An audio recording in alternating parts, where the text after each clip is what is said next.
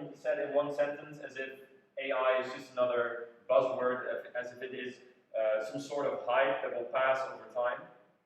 But the reality is that what we're talking about here is the invention of intelligence.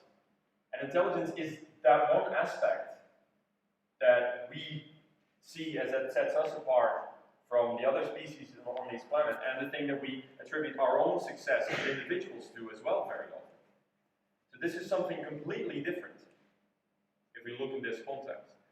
And the ways that artificial intelligence will change this world for good, I could talk to you about how about looking around you and looking at your phones and looking at autonomous cars and all those kinds of things that you can see right now. But the truth is that the real change is still to come. So the real change is, for example, in industry, where we see that most blue-collar and physical labor jobs in the factories have moved away to places where there are lower wages already, right? So they've moved to, for example, countries in Asia. And what we see happening right now is that the wages are going up there, which means that it becomes more and more expensive for us to import those goods, not to talk about the environmental cost of importing those goods. And artificial intelligence here is a solution, because what we're talking about, even in this region, yesterday morning I was sitting together with the director of this university, of the technical university here, with the C-level people from NXP, ASML and Philips, and what we're talking about is really evolving the high-tech industry with artificial intelligence and looking towards the future where we have fully automated factories and where we're going to take industry back to Europe. If we look at healthcare, we're talking about unburdening the doctors that we have and actually giving them more time by automating all the administrative processes, but also making sure that even less people end up in these hospitals because of preventive healthcare. So again, this is a great shift in the way that we do things.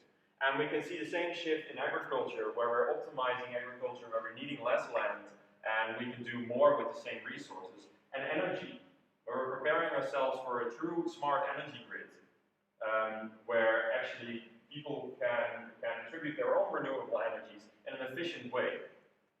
So artificial intelligence really is a solution to many of the problems that our society faces today. So then, if we move on to the next chapter, the misconceptions and the real dangers of artificial intelligence, then oftentimes I hear people talking about AI like it will take over the world, right? Like we have to be afraid. I hear them talking about kind of Terminator, Matrix kind of scenarios, iRobots, HAL 9000, denying new access to all kinds of services. But the reality is that the real dangers of artificial intelligence don't lie in AI taking over the world. It lies in that artificial intelligence is a tool, and it lies in the people that are wielding that tool. So, if we think about how we apply tools, then it is way more important that we educate the people in the right way, and that we apply this tool in the right way, than that we start talking about bad or good AI. Last Monday I was at the Fontis and a student asked me, can you give me an example of bad AI? And it caused me to pause for a bit and then eventually say, no, I cannot give you an example of bad AI. I cannot give you an example of good AI, there is only neutral AI. Because artificial intelligence is a tool, it's something that we create to do something to use, right? And this is the way that we have to look at it. So this also means that we don't want to trust it too much, that we have to really think about how we are applying this. And if we then go into how we can survive this AI revolution and how we can get ahead in this world using it, then what I would say is that you don't have to be afraid that artificial intelligence is going to replace you in any way, but you have to be conscious about the impact that it will have and the type of impact that it will have. So, when we were sending people to the moon, they had to justify why are we sending human beings to the moon, right? Why not a computer? And the official NASA report is a human being is the lowest cost 150-pound nonlinear computing system that can be mass-produced with unskilled labor. Right? We are incredibly efficient machines. And it is very hard to forget this, because we are very used to the things that we can do.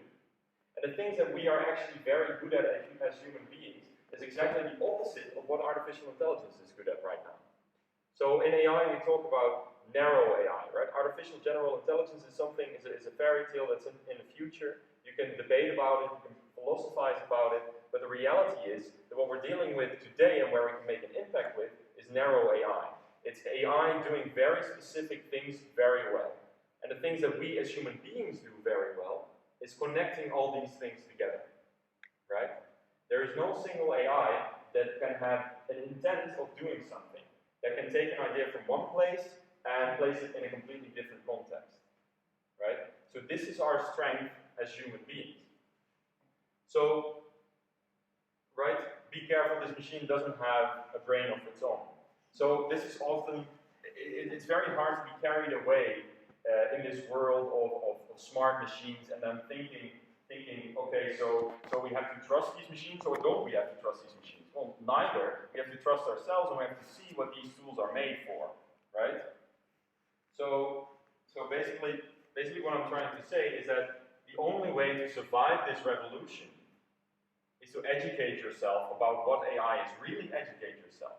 Educate yourself about what artificial intelligence is, how it will impact you, how it will impact your field, but also get into politics. Take control over the information that you consume, right? If we're talking about the dangers of AI, such as the real dangers, such as a filter bubble, where an algorithm is prescribing the kinds of articles that we get to see, then we're talking about us really not taking the responsibility there to get the right information. So basically, I would advise you to become more human and really use your skills as a connector of ideas, as a human being, right? Be social, be creative, put yourself out into the world, and get out of your task description of your job, and see that as a baseline to connect this to other fields, right?